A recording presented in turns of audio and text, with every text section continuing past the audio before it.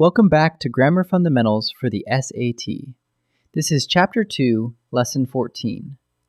Last time, we found the subject and predicate of a sentence. Now, we'll see what happens when those parts double up, compound subjects and predicates. Let's see what happens when sentence parts double up.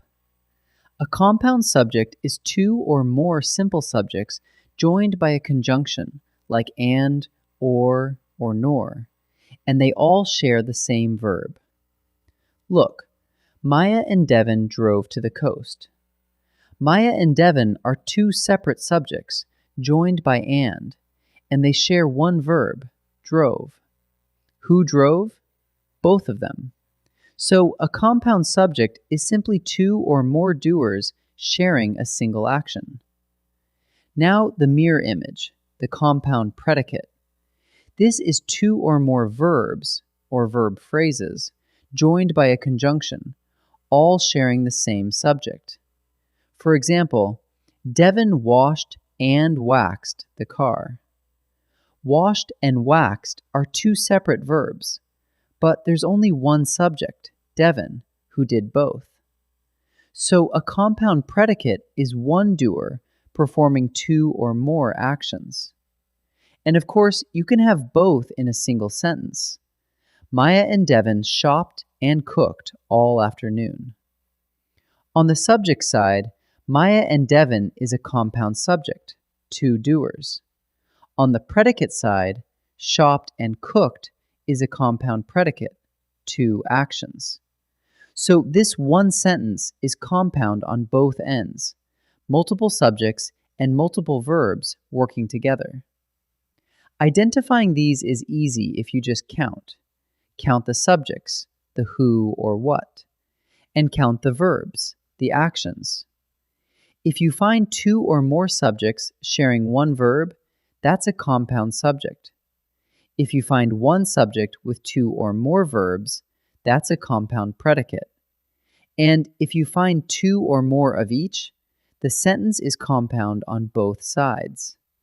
Count the doers, count the actions, and the answer falls right out. Here's a punctuation point the SAT loves. A compound predicate does not take a comma before the conjunction. Devon washed and waxed the car. No comma, because there's just one subject doing two things. But compare. Devon washed the car, and Maya cooked dinner. Now there are two complete clauses, two subjects, each with its own verb, so you do need a comma before and. The test, again, is counting subjects. One subject means a compound predicate and no comma. Two subjects means two clauses, which need that comma. One quick heads up before we finish, because it matters later on. A compound subject can change the verb. When the subjects are joined by and, they count as plural, so they take a plural verb. Maya and Devon are ready. But when they're joined by or nor, the verb instead matches the nearer subject. Neither the cats nor the dog is hungry, is singular, because dog, the closer subject, is singular. We'll dig into this fully in Chapter 6. For now, just notice that compound subjects can change the verb. Let's put it together. The Browns and the Sterns cooked and slept in a tent. Count. Two subjects, the Browns and the Sterns. That's a compound subject. And two verbs, cooked and slept. That's a compound predicate. So this sentence is compound on both ends. Count the doers, count the actions, and you'll name it every time. Let's practice. For each sentence, count the subjects and the verbs, then decide, compound subject, compound predicate, or both. Pause and try before I answer. Our school library and cafeteria are under renovation. Two subjects, library and cafeteria, sharing one verb, are. so the answer is compound subject. The turbulent waves swirled and crashed to shore. One subject, waves, but two verbs, swirled and crashed. So the answer is compound predicate. My friends and I borrow and wear each other's clothes. Two subjects, friends and I, and two verbs, borrow and wear. So the answer is both. Three more. Count the doers and the actions carefully, watching for prepositional phrases that hide the real subject. Pause and try each.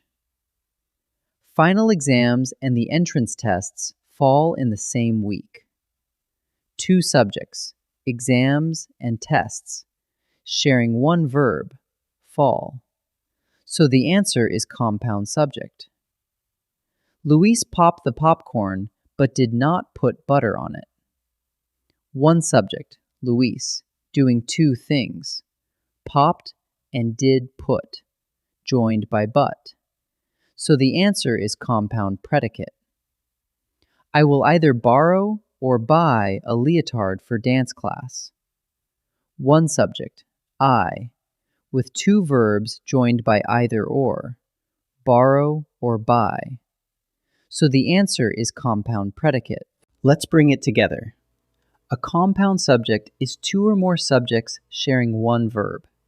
A compound predicate is one subject with two or more verbs. And a sentence can be compound on both ends. To identify them, just count the subjects and the verbs.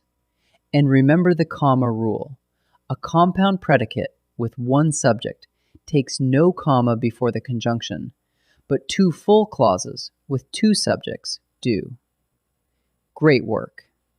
In Lesson 15, we'll learn to find the subject even when it hides in an unusual spot.